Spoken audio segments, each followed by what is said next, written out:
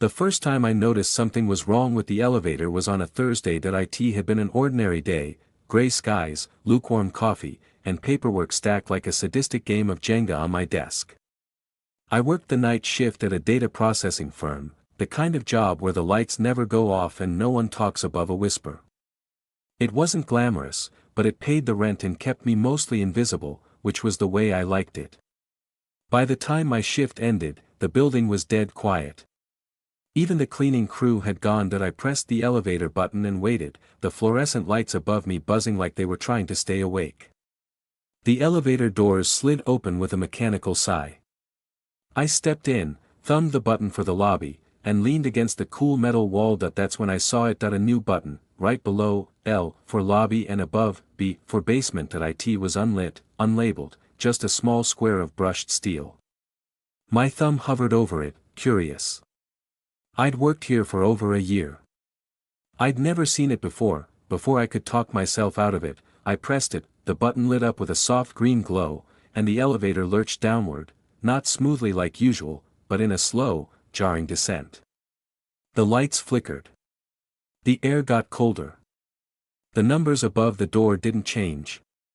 They just blinked, like the system didn't know what floor we were heading to, and then the elevator stopped, the doors opened, and what lay beyond wasn't the lobby. At first, it looked like another basement level, concrete floors, exposed pipes, dim yellow lights humming overhead. But there was something wrong with the air.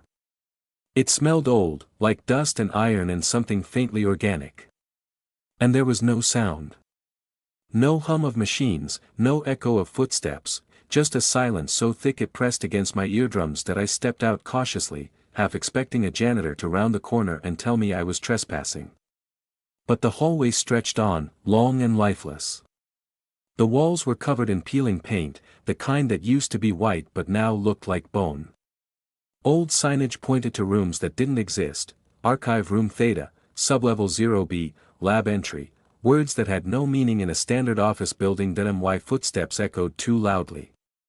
I turned back, meaning to step into the elevator again, but the doors had closed. I hit the call button. Nothing. No light. No sound. Just silence. Then I heard it. A faint sound, like something dragging across the concrete. Slow. Wet. Deliberate. I turned down the hallway instinctively, my pulse quickening. The sound grew louder. It was coming from behind one of the doors up ahead. The door marked 0B14. I don't know why I opened it. Maybe I thought someone was hurt. Maybe I thought I was being pranked. Maybe I just didn't want to feel helpless. The room beyond was dark, save for a single flickering light bulb swinging above a metal examination table.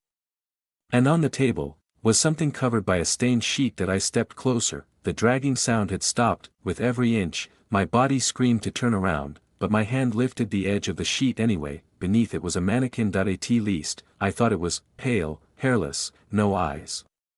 Its mouth was open in a silent scream. No seams. No joints.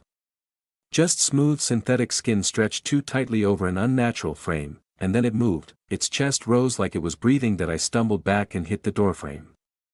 The light bulb popped. The room plunged into darkness. Something cold brushed against my ankle. I bolted out, slamming the door behind me. When I turned around, the hallway was gone, completely gone. In its place was a long tunnel. Dirt walls. Exposed roots. No lights. The door I'd come from had vanished. No elevator. No hallway.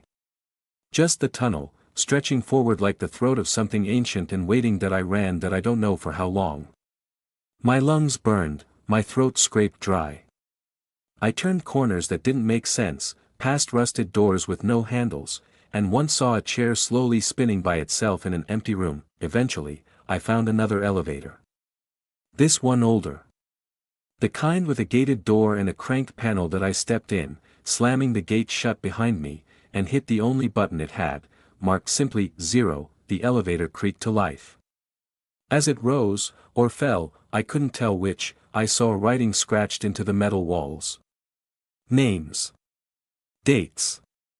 Messages like, "Still here," and "Don't trust the voices."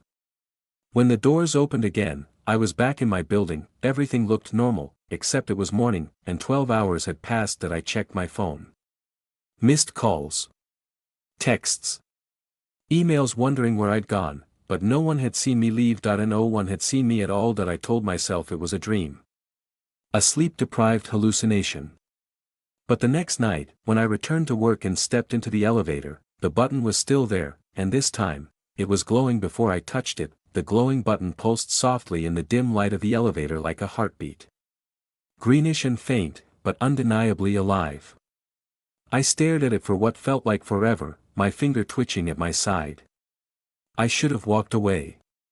I should have taken the stairs.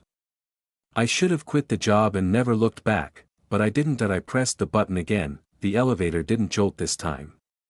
It sank, slowly, smoothly, as though something had oiled the machinery since the night before. I held the railing tight, heart thudding harder with every inch of descent.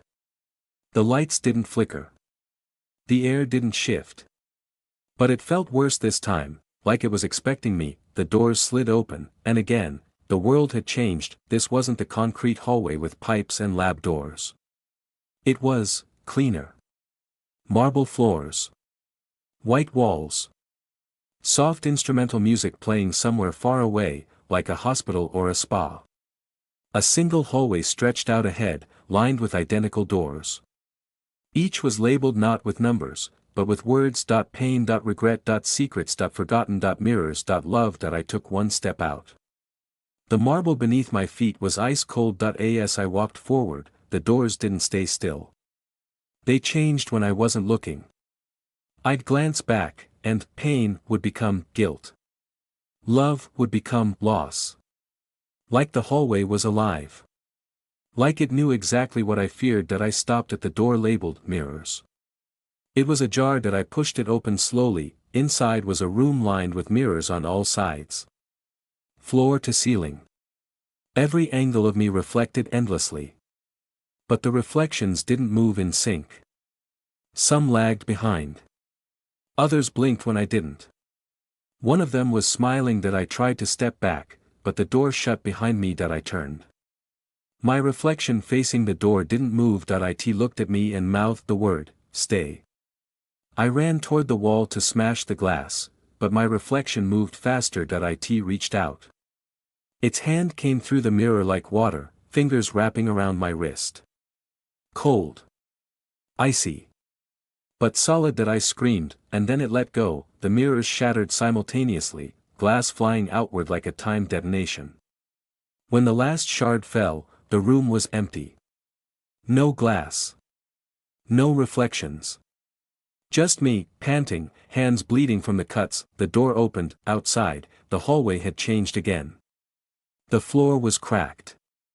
Lights buzzed and dimmed. And the doors were all gone. Now there was only one. A red door. Rusted at the edges. With the words, Floor 0, carved deep into the center. I knew, somehow, this was the true entrance. The other doors were distractions. Tests. Echoes of something much older. The handle burned my hand as I gripped it. Inside, the air was thick. Smelled of ash and rotting paper. It was a massive room, circular, domed, lit only by a single swinging light bulb from far above. In the center stood a desk. Behind it sat a man, bald. Pale. Wearing a tattered suit with no shoes. His hands were clasped neatly, his eyes empty like old stone. No whites. No pupils. Just smooth, pale skin where eyes should be. You took your time, he said, voice crackling like a needle on vinyl. Where am I? I asked, my voice thin, already unsure if I'd hear it. Floor 0, he said. The place between places.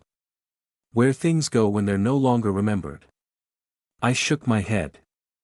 This can't be real. He smiled faintly. Do you remember the man you replaced? I blinked. What? He stood slowly and gestured to a cabinet behind him. He opened a drawer and pulled out a worn ID badge. It was mine, same name. Same photo. But the date? The date of issue was 10 years ago. You're the third version, he said. The first one walked in here, curious like you. The second ran. You stayed longer. I didn't understand. My knees felt weak. I'm not supposed to be here, I whispered. No one is, he said kindly. And yet here you are.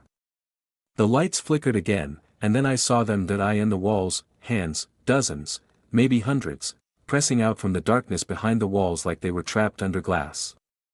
Some pounded. Some simply rested there, palms open. Who are they? I asked. People who pushed the button and stayed too long. Why are you showing me this? He walked toward me slowly. Because you can still leave. But only if you choose now. And if you understand what you're leaving behind. The ground shook suddenly, and the hands began moving faster, more violently. The walls bulged. The light above us swung wildly. If I stay? I asked. Then this becomes your floor. And one day, someone else will see your reflection move when it shouldn't. And they'll take your place.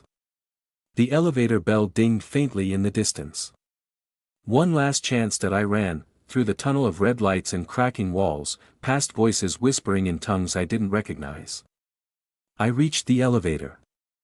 The original one. The clean metal doors. Open and waiting. That I stepped in and slammed the L button. As the doors shut, I saw the man again, standing in the hallway.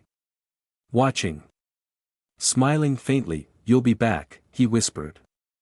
They always come back. And the elevator rose. When I opened my eyes again, I was on the ground floor. The lobby was normal. Bright. Alive. People passed by without looking at me. The button for floor 0 was gone. That I never told anyone, but every night, when I ride the elevator home, I check. Just to be sure. And every now and then, when I'm alone, I see the button again, pulsing. Waiting, and each time, it's harder not to press it.